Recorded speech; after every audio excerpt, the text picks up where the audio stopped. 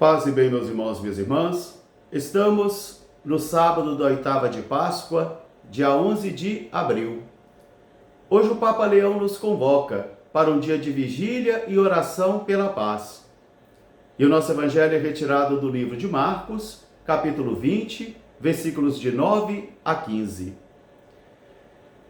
Jesus se manifestou no primeiro dia da semana, depois do sábado, para Maria de Magdala, aquela que ele tinha expulsado 7 demônios.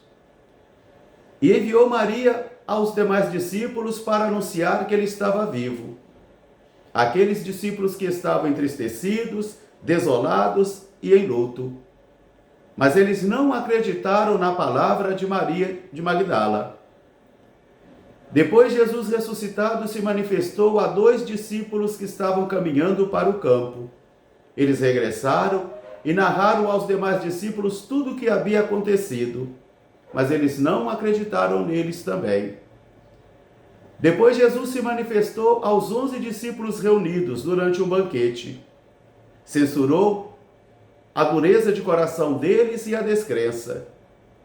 E depois os enviou dizendo: Ide pelo mundo e sejam minhas testemunhas. Palavra da salvação. Meus irmãos, minhas irmãs, hoje nós estamos encerrando a oitava de Páscoa. Esse é um processo da liturgia que procura estender aquele domingo da ressurreição até o dia de hoje, como se fosse um único dia. Esse é o dia que o Senhor fez para nós, alegremo-nos e nele exultemos. O grande domingo da Páscoa. Tempo solene e coluna vertebral também de toda a igreja, porque nesse dia nós celebramos a ressurreição do Senhor. E nesse dia de hoje, nós tomamos como ponto de reflexão o livro dos Atos dos Apóstolos, onde Pedro e João estão sendo presos e acusados de insubordinar o povo, porque eles tinham, em nome de Jesus, curado aquele homem paralítico. Eles foram açoitados, foram presos, e agora as autoridades estão proibindo a eles de anunciar o nome de Jesus, de proclamar o nome de Jesus. E eles dizem: mas a quem nós devemos obedecer? A Deus ou a vocês? Porque nós damos testemunho daquilo que nós vimos e ouvimos. São os discípulos cheios da força do Espírito. São os discípulos que presenciaram a força do ressuscitado e que sentem que Jesus ressuscitado está presente em suas vidas.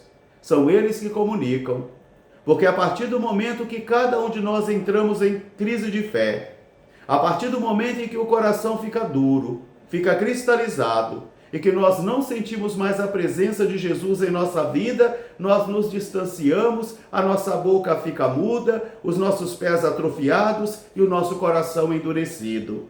E daí vem a apostasia da fé. Aqueles e aquelas que foram batizados e que creram e que de repente cometem a apostasia da fé, já não creem mais, a apostasia do coração. Os discípulos vão dizer: mas nós temos que falar daquilo que nós vimos e ouvimos. Nós testemunhamos o que vimos e ouvimos porque nós somos testemunhas de tudo isso, de tudo que aconteceu.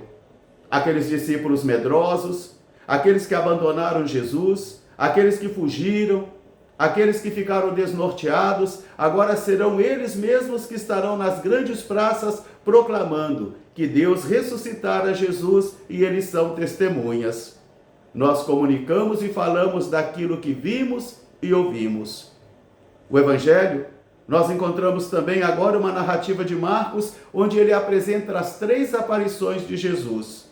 Primeiro para Maria de Magdala ou Maria Madalena, aquela que Jesus curara de 7 demônios, aquela que fora a primeira a ver Jesus ressuscitado, aquela que fora até o túmulo de madrugada, que não se deixou abater, que não se deixou vencer pela morte. Por isso ela vai até o templo, até o sepulcro, e ali ela faz a experiência do ressuscitado. E ela vê o ressuscitado. E porque ela viu o ressuscitado, agora ela está habilitada a sair e ir até os demais para dizer a eles: eu vi o Senhor, ele está ressuscitado.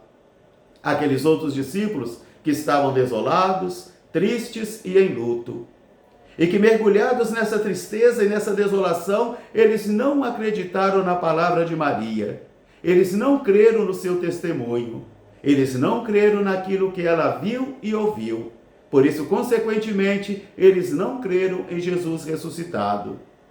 Depois, Marcos também narra a segunda aparição de Jesus. Aquela aparição para aqueles 2 discípulos que estavam caminhando para um campo, ou para outros, para Emaús. Aqueles 2 que conversavam indo pelo caminho, tristemente, desoladamente, e que Jesus se manifesta e eles não reconhecem. Aqueles que Jesus entrou na casa deles, partiu o pão e os deu, e os seus olhos se abriram, e eles creram no ressuscitado e voltaram imediatamente para Jerusalém e começam a narrar tudo o que tinha acontecido com eles no caminho. Mas mesmo assim, diz o nosso Evangelho, eles não acreditaram no testemunho daqueles 2. O coração estava tão fechado, a descrença estava tão aninhada, a crise de fé e a desolação estava tão firme, que o coração estava duro e a descrença enraizada. O que Jesus vai acusar? Jesus censurou a dureza dos seus corações e a descrença, porque eles não conseguem acreditar.